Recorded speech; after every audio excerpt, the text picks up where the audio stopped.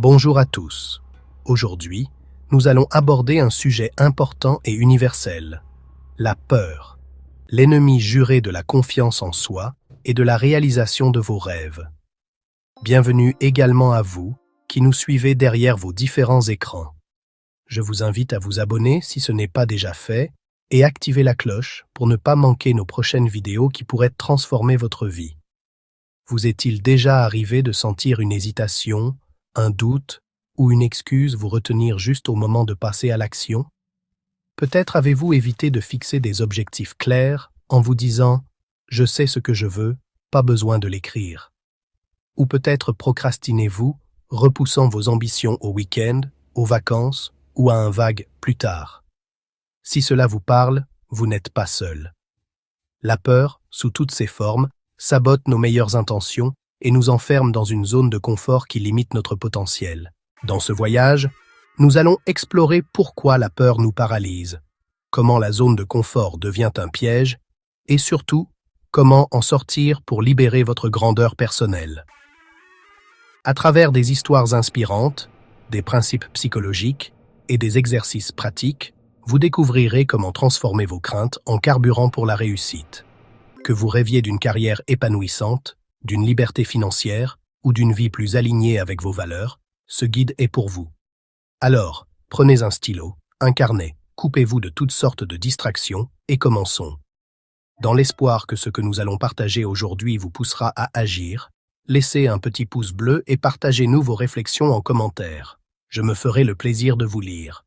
Pour commencer, il est primordial de comprendre la peur. Elle est l'une des forces les plus puissantes qui façonnent nos vies. Elle n'est pas toujours évidente et ne se manifeste pas seulement par une panique intense. Souvent, elle prend des formes subtiles, procrastination, excuses ou autosabotage. Comme le dit l'adage, tout ce que nous faisons découle soit de la peur, soit du désir. Et trop souvent, c'est la peur qui gagne. Prenons l'exemple de Léa, 28 ans, assistante administrative. Léa rêve de lancer un blog sur le bien-être, mais chaque fois qu'elle s'apprête à écrire un article, une voix intérieure l'arrête. Et si personne ne lit? Et si on me critique? Elle repousse son projet, se convainquant qu'elle n'a pas le temps. En réalité, c'est la peur de l'échec qui la paralyse. Le psychologue Carl Rogers a dit « Il existe dans tout organisme un désir inné d'accomplir ses possibilités inhérentes. » Pourtant, la peur nous empêche d'exploiter ce potentiel. Elle nous pousse à éviter les risques, à rester dans le connu, même si cela signifie des résultats médiocres. La peur se déguise souvent en raisonnement logique. Léa se dit « Je ne suis pas assez qualifiée » ou « Ce n'est pas le bon moment ». Ces excuses protègent son ego, mais elles l'empêchent de progresser. Le pire? La peur crée un cercle vicieux. Plus on évite, plus on perd confiance, et plus la peur grandit. Ceci étant dit, nous allons voir ensemble comment vaincre la peur. Pour surmonter la peur, il faut l'affronter en petits pas. Voici 3 stratégies. Nommez votre peur. Écrivez précisément ce qui vous effraie. Exemple, j'ai peur d'être jugé pour mon blog. Cela réduit son pouvoir. Ensuite, agissez, malgré la peur. Commencez par une action minuscule. Pour Léa, cela pourrait être d'écrire une phrase pour son blog. Et enfin, visualisez le succès. Imaginez le meilleur scénario. Exemple, des lecteurs qui adorent ces articles. Cela reprogramme votre esprit. Partagez-nous en commentaire la peur qui vous retient. Exemple, peur de parler en public. Puis, planifiez une petite action pour l'affronter cette semaine. Exemple, parler lors d'une réunion. À présent, nous allons aborder la notion de la zone de confort. Elle est cette bulle invisible où vous vous sentez à l'aise, sans défi ni risque. C'est votre routine quotidienne, vos habitudes, votre cercle social habituel. Si elle offre une sécurité, elle est aussi l'ennemi de la réalisation humaine. Je vous raconte une petite anecdote. Antoine, 35 ans, est employé de banque. Il gagne un salaire correct, mais son travail l'ennuie. Il rêve d'ouvrir une pâtisserie, mais il reste dans son emploi stable. Pourquoi? Sa zone de confort, un salaire garanti, des collègues familiers, le retient. Le psychologue Abraham Maslow a noté que les gens évitent souvent la croissance par peur de l'inconnu. La zone de confort commence par la sécurité, mais mène à la complaisance, puis à l'ennui, et enfin à la frustration. Antoine se demande, y a-t-il plus dans la vie? Sans changement, il risque de stagner des décennies. Sortir de la zone de confort demande du courage et une intention claire. Voici comment. Identifiez votre zone. Listez vos routines. Exemple. Même trajet, même loisir. Quelle vous limite? Fixez un défi modeste. Choisissez une action qui vous pousse légèrement hors de votre confort. Pour Antoine, cela pourrait être de suivre un cours de pâtisserie. Enfin, entourez-vous de modèles. Fréquentez des gens qui osent, exemple, des entrepreneurs. Leur énergie est contagieuse. Je vous recommande de faire une chose qui vous met légèrement mal à l'aise cette semaine. Exemple. Parlez à un inconnu. Essayez un nouveau hobby. Notez comment vous vous sentez après. Nous allons aborder maintenant la notion de la grandeur personnelle. William James, pionnier de la psychologie, a dit « Comparé à ce que nous devrions être, nous ne sommes qu'à demi éveillés. » Vous possédez un potentiel immense, mais la peur et la zone de confort vous limitent. La grandeur personnelle, c'est croire en votre destinée et repousser les limites de ce qui est possible. Ici, nous allons citer le cas d'Emma, professeure âgée de 42 ans. Elle a toujours voulu écrire un roman, mais se pensait pas assez talentueuse. Inspirée par des auteurs comme J.K. Rowling, elle commence à écrire 10 minutes par jour. 2 ans plus tard, elle publie son premier livre. Sa grandeur est d'avoir cru en son potentiel. Les clés de la grandeur résident dans le fait d'éviter la complaisance en se fixant des objectifs ambitieux, comme l'a montré Warren Bennis dans son livre Leaders. Appliquez ces 3 règles dès aujourd'hui pour libérer votre grandeur. Première règle, ayez une vision. Imaginez une vie où tout est possible.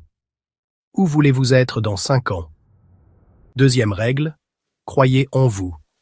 Répétez-vous. Mes pensées et mon imagination sont mes seules limites. Enfin, troisième règle, agissez comme un leader. Prenez des décisions audacieuses, même petites, chaque jour. Partagez votre vision de grandeur en commentaire. Écrivez-la dans un coin de votre chambre et lisez-la chaque matin pendant une semaine. À présent, nous allons aborder la puissance des objectifs et pourquoi il est important de se fixer des objectifs. La peur prospère dans l'ambiguïté. Sans objectif clair, votre subconscient vous protège en évitant l'échec. Écrire vos objectifs, comme l'explique le coach Brian Tracy, active des lois mentales qui attirent les opportunités. Anecdote.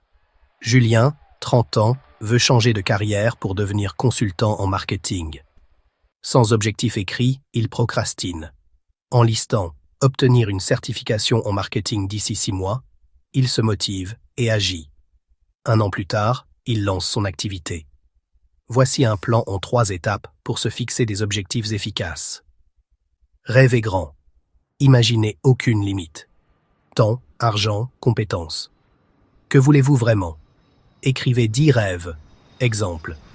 Voyager en Asie, en Amérique. Lancer une entreprise. Soyez spécifique. Transformez vos rêves en objectifs SMART. Spécifiques, mesurables, atteignables, réalistes, temporels. Exemple. Économisez 5 000 € pour un voyage d'ici 12 mois. Priorisez. Choisissez un objectif principal qui, une fois atteint, aura un impact massif. Exemple. Pour Julien, obtenir sa certification. Prenez 10 minutes pour écrire 5 objectifs dans différents domaines. Finances, carrière, santé, relations, personnelles.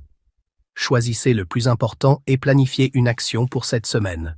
Une fois que les objectifs sont fixés, comment allez-vous les structurer pour l'équilibre? Une vie épanouie exige un équilibre. Vos objectifs doivent couvrir 6 domaines clés. 1. Finances, matériel, revenus, épargne, patrimoine. 2. Famille, personnel, relations, amour, amitié. 3. Éducation, amélioration, apprentissage, compétences. 4. Spirituel, Sens, valeurs, méditation. 5. Santé, forme, alimentation, sport, sommeil. 6. Social, communautaire, contribution, bénévolat. Imaginez un jeune entrepreneur de 38 ans qui se concentre uniquement sur sa carrière, mais néglige sa santé et ses relations. En se fixant des objectifs équilibrés comme faire du sport 3 fois par semaine, dîner avec des amis 1 fois par mois, il retrouvera forcément l'harmonie sur tous les plans. Pour mieux vous organiser, listez par domaine. Écrivez 2-3 objectifs par sphère. Priorisez, classez-les par importance. Identifiez un objectif principal par domaine. Planifiez. Pour chaque objectif, notez une action hebdomadaire. Exemple. Épargnez 50 € ce mois-ci. Comme cas pratique, je vous conseille de créer une grille avec les 6 domaines. Écrivez ensuite un objectif par domaine et une action pour cette semaine. Revoyez-la chaque dimanche. Fixer des objectifs ne suffit pas. Il faut reprogrammer votre esprit pour croire en leur réalisation. Voici 5 exercices mentaux pour renforcer votre confiance. 1. Le million d'euros. Imaginez gagner 1000 €. Que feriez-vous? Où vivriez-vous? Cet exercice clarifie vos désirs profonds. 2. Vie idéale. Décrivez votre style de vie parfait, maison, travail, relations. Cela donne une direction claire. 3. 6 mois à vivre. Si vous aviez 6 mois, à quoi consacreriez-vous votre temps? Cela révèle vos vraies priorités. 4. Résoudre les soucis. Listez vos problèmes. Exemple. Dette. Écrivez un objectif pour chacun. Exemple. Rembourser 2000 € d'ici 1 an. 5. Devenir la meilleure version de vous. Décrivez la personne que vous admirez. Exemple. Confiante, disciplinée. Listez 3 actions pour lui ressembler. Exemple. Lire un livre de développement personnel. Vous pouvez choisir un exercice ci-dessus. Exemple. Vie idéale. Passez 10 minutes à écrire votre réponse. Gardez-la visible pour vous motiver. Une fois que vous avez vaincu votre peur, êtes sorti de votre zone de confort et avez fixé les bons objectifs, sachez que la discipline compte. Fixer des objectifs, agir malgré la peur, sortir de sa zone de confort est le socle de la confiance en soi. Comme l'a dit Orison Swett Marden, il y a en vous des pouvoirs qui, si vous les découvrez, feront de vous tout ce que vous rêvez d'être. Pour la petite anecdote, j'ai un ami Marc âgé de 45 ans qui veut courir un marathon. Pour se préparer, il décide de commencer par des marches de 10 minutes par jour, puis augmente progressivement. 1 an plus tard, il avait terminé son premier 42 km. Sa discipline a transformé sa peur en fierté. Cultivez la discipline. Ayez des rituels matinals. Commencez chaque jour par une action alignée avec vos objectifs. Exemple, écrire, méditer. Suivez vos progrès. Tenez un journal pour noter vos actions et évolutions. Célébrez les petites victoires. Chaque pas compte. Récompensez-vous. Exemple. Un café après une semaine d'effort. Comme cas pratique, je vous propose de choisissez un rituel matinal. Exemple. 5 minutes d'écriture. Faites-le pendant 7 jours consécutifs. Notez vos ressentis. Pour conclure notre séance d'aujourd'hui, la peur et la zone de confort sont des ennemis puissants, mais vous avez le pouvoir de les vaincre.